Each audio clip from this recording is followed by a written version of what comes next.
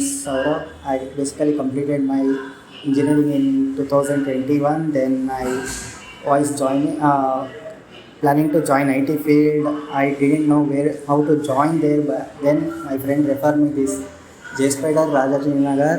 So I joined there. Then the faculties were very.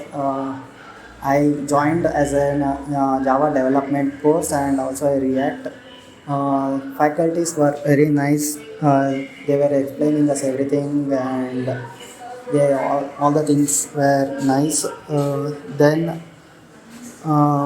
after the completion of around 60 to 80% of the things, the HR also was very nice. That they gave me the requirements.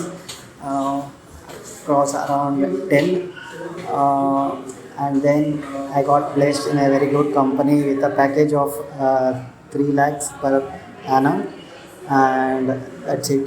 Yeah, it was a good support and experience in Jspiders. Thank you.